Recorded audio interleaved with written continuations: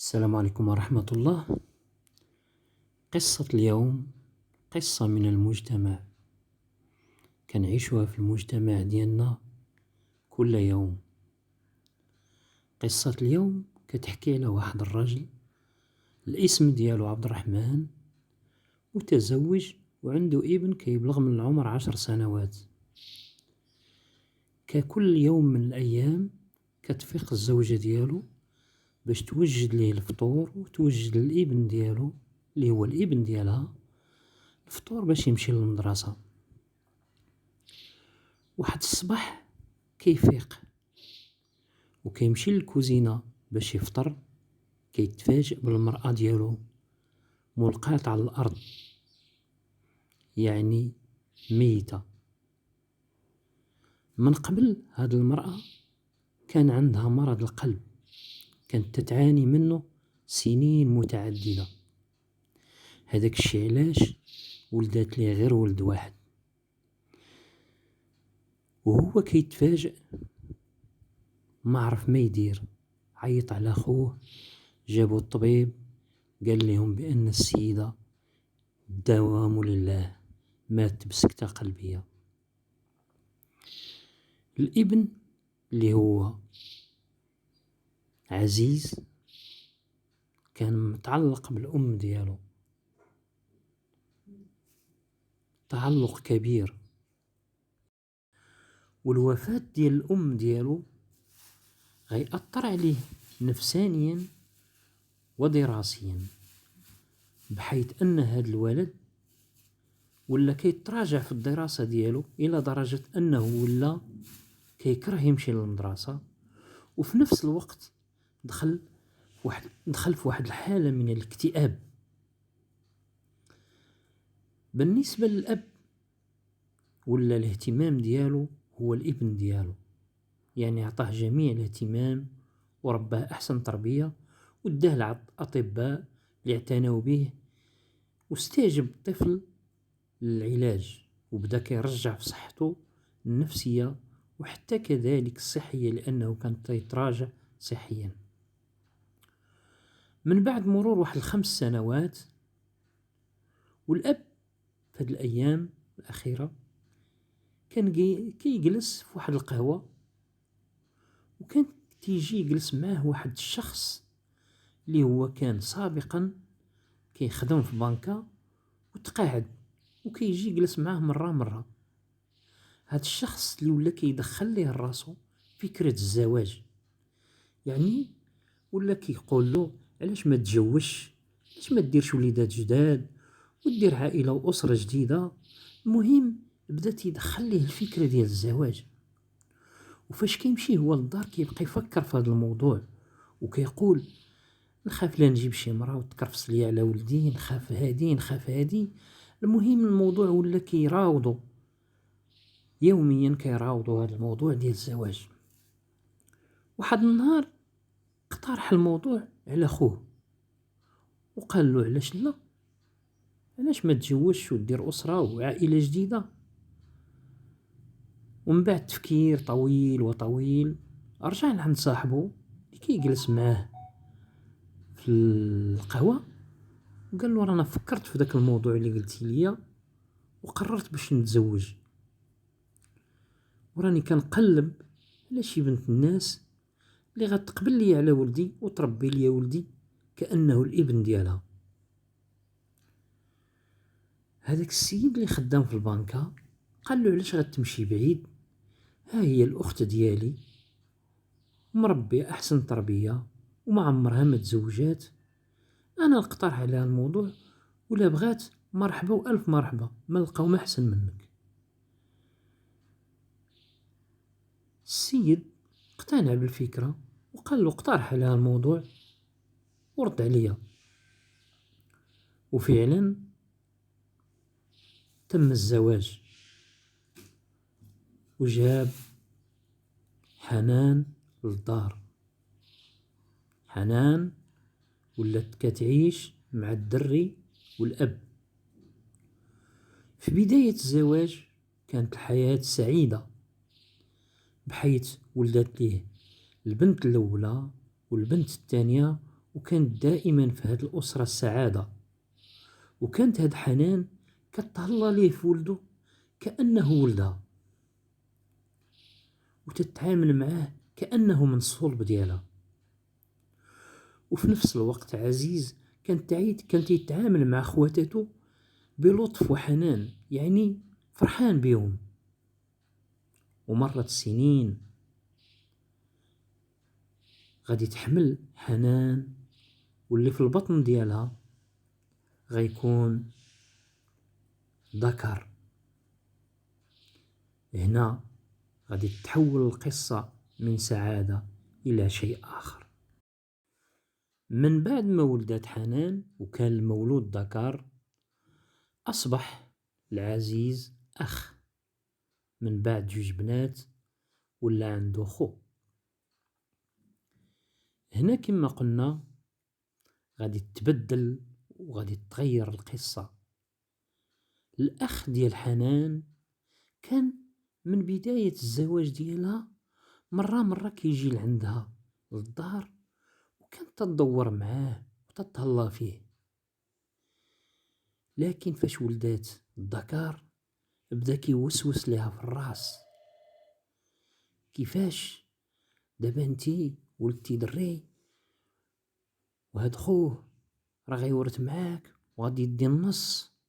المهم بدا تيدخل لها الافكار السوداويه لراسها، وبدا كيقنع فيها باش يتخلصوا من الولد عزيز اللي كيبلغ حاليا من العمر 18 سنة. يوم على يوم بدا تيرسخ ليها الفكرة ديال التخلص من عزيز. عزيز كما قلنا واخا تشافى، ولكن بقات عنده ديك الاكتئاب، مرض الاكتئاب بقى عنده، يعني دائما منعزل، دائما غير بوحدو في البيت ديالو، تينزل يلعب مع خوتو واحد شويه وكيرجع لبيتو، يعني دائما منعزل ودائما عنده ديك الحاله ديال الاكتئاب. هنا غيلعبوا على هذا الوتر. ولا عبد الرحمن كيجي للدار وكتقول له المراه راه ولدك راه خرج لبرا وجا فيه ريحه الكارو، والدري ما عمرو ما كما. وفاش تيجي الاب كيشم الدري كيلقى فيه ريحه الكارو، وكيلقى حتى في الجيب ديالو الكارو. مره اخرى تتقول ليه راه ولدك شفتو تيكمي الحشيش. فاش تيمشي الاب كيقلب ليه جيبو كيلقى عندو الحشيش، وتيبدا يضرب فيه منين جاك هادشي، كيفاش هادشي. مره اخرى تتقول له راه ولدك خرج ومشى مع شي وحدين وهو ما عمرو ما خرج، الا خرج كيمشي حدو هي الصخره ديال الحانوت وكيرجع. يعني بدات تتاثر على الاب وتتعطيه الادله، لكن هو ما عارفش، الاب ما عارفش بان اخ حنان هو اللي كيحط ليه الكارو في الجيب، وهو اللي كيبدا يكمي ويبخ عليه، وهو اللي كيحط ليه الحشيش في الجيب. وبدا الاب كيغضب من الابن وتيبدا يغوت عليه وتيسد عليه بعض المرات. هو كيسد عليه ويخلي الساروت للام الزوجه، والزوجه كتحل وتتعطي الساروت او كتعطي الساروت لخوها، وخوها كيزيد يبخ عليه ريحه الكارو، تتجي يجي تاني وكتقول له راه كانت كيتكمي منين جاه الكارو الله اعلم. على العموم ما غاديش توقف الامور حدها هنا. الدري غادي يبدا يدخل في واحد الحاله من المرض الخطير، يعني ولا كيوقف وكيسخف ويطيح. بعض المرات كيغيب. واحد النهار غيب وكان الاب وداه للسبيطار وداروا ليه التحاليل، ولقاو بانه واكل شي حاجه مسمومه. اشنا هي الله اعلم. وتزيد الزوجه حنان وتقول لي ها اللي قلت لك راه كيخرج وما عرفتش تياكل برا وما عرفتش يكمي برا. والاب ولا محير كيفاش ولدي ما عمرو ما كما كدا وشويه ولا كيكمي ولا تيدير هاد الشيء. ولا الاب كيراقبو وكيعطيه الدواء، وفاش ما كيكونش كيخلي لها الادويه وكيقول لها انت فاش يوصل لي وقت الدواء عطيه الدواء. هي كتحيد داك الدواء اللي غادي تعطيها في ديك الساعه وكتلوحو وكتقول له رانا عطوتو الدواء. كما قلنا الولد منعزل في البيت ديالو، كانوا كيطلعوا له الماكله، الفطور الغداء العشاء، وكانت حنان هي اللي كتطلع ليه هاد الشيء للبيت ديالو. واحد النهار جا الاب على غفله ودخل الكوزينه وكيلقى حنان هزه واحد القرعه اش فيها الله اعلم، وغتشوفو وغتمشي بالزربه وغتخزنها، وهو غيدير بحال ما شافهاش، وتباهى بعينيه وشافها فين حطت ديك القرعه. خلاها حتى مشات وهز القرعه ومشى عند خوه قال ليه رانا لقيت في يدي هاد القرعه راه ما عرفتش اش فيها. غادي يهزو ديك القرعه وغادي يديوها للمختبر ديال التحليلات وغيديروا لها تحليلات. هنايا غيكتشفوا بان واحد المجموعه ديال الاعشاب فاش كتجمع كتعطينا واحد الماده سامه قاتله بالتدريج، يعني ما تتقتلش في دقه واحده، ولكن كتقتل بشويه بشويه. الاب تخلع قال ما يمكنش، وبدا كيراقب التصرفات ديال حنان مع ولده، وكيراقب بان فاش يخرج كيجي خوها، وفاش كيجي خوها كيبدا يدخن عليه ويبدا يبخ عليه في الكارو، كيخرج كيطلع الاب ديك الساعه وكيشم فيه ريحه الكارو وريحه الحشيش، ويتاكد بان الابن ديالو فعلا ما تيكمي ما تيدير حتى حاجه، وان الاخ ديالها هو اللي تيدير ليه داكشي. من بعد ما جمع هاد الادله وجاب تقرير ديال التحليلات الطبيه ديال هذاك الاعشاب، مشى هو والاخ ديالو وقدم واحد الشكوى لعند البوليس وحكى لهم القصه باكملها. وفعلا كيجيو وكيقبضوا على حنان اللي عندها جوج د البنات ودري وبات تقتل طفل بريء او ولد بريء.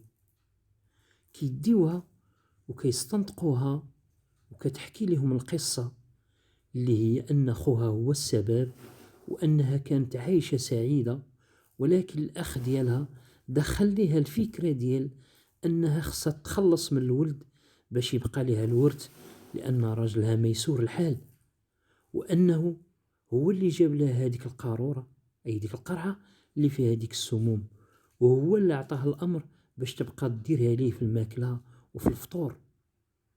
هذاك الشيء علاش الدري بدات صحته تترجع اللور. وغيمشيو وغيجيبوا الاخ ديالها وغادي يضطر يحكي لهم القصه كامله، وان هاد الاعشاب اللي صايبها ليه هو واحد العشاب، وهذاك العشاب قال له بانه بغى يتخلص من واحد الطفل ولد وخصو يعطيه شي دواء اللي يكون ما يقتلش دقه واحده ولكن بشويه بشويه. فاش مشاو جابوا العشاب كيقول لهم بان فعلا جا عندي السيد، ولكن انا عطيته دواء ما عطيتوش سم. قال لي بان واحد الولد مريض ها اللي فيه وها اللي فيه، وعطيته دواء وها هي الاعشاب اللي درت فيها. وكيلقاو بان الاعشاب اللي دار فيها العشاب نصف الاعشاب اللي كاينه في داك السم، يعني الاخ ديال حنان زاد اعشاب اخرى فوق هذيك الاعشاب اللي عطاه العشاب. وهكذا قصتنا كتنتهي بواحد النهايه من بعد ما كانت سعيده، انتهت بواحد النهايه مأساويه. حنان ولات في السجن، والأخ ديالها ولا في السجن، بل حتى العشاب ولا في السجن. حنان ضربوها ب15 عام، والأخ ديالها هو الآخر ضربوه ب15 عام، والعشاب ضربوه ب3 سنين. ولكن عبد الرحمن بقاو ليه 3 الولاد، والولد عزيز من بعد مرور 1.5 سنة غيتوفى بسبب ديك الأعشاب، أثرت عليه وبقى كيقاوم لمدة 1.5 سنة، لكن مولا ما ند أمانته. وهكذا خصنا ناخذ العبار من هذه القصة.